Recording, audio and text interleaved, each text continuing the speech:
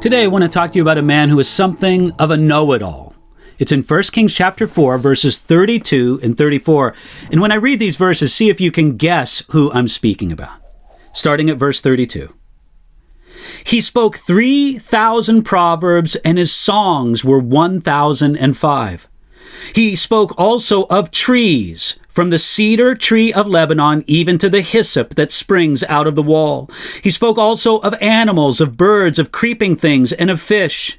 And men of all nations from all the kings of the earth who had heard his wisdom came to hear the wisdom of Solomon.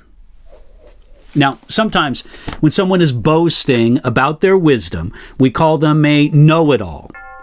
It can sometimes be annoying to be around these people. But every so often we meet someone who deserves the title. Solomon deserved the title know-it-all. In 1 Kings chapter 3, God answered Solomon's prayer for wisdom to lead the people, and God indeed blessed him with great wisdom. In chapter 4, Solomon used that wisdom to organize his government, to lead the people, and to exercise justice. Solomon's wisdom makes up a portion of the book of Proverbs. He was also a singer and a songwriter, composing many songs, but few compared to David, who was the sweet psalmist of Israel. Solomon had a divinely gifted intellect and ability to understand. His wisdom was applied to understanding life and human problems. The old rabbis had legends about Solomon. One of them said that even the animals brought their disputes to Solomon. According to one of these old legends, a man walked in a field on a hot day with a jug of cool milk when he came upon a serpent dying of thirst. The serpent asked the man for some milk, but he refused. Finally, the serpent promised to show the man some hidden treasure if he gave the serpent some milk, and the man agreed.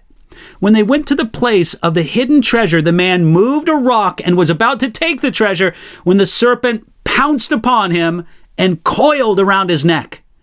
The man protested that this was unfair, but the serpent insisted that he would never take his treasure. So the man said, "Let's take our case to Solomon," and the serpent agreed.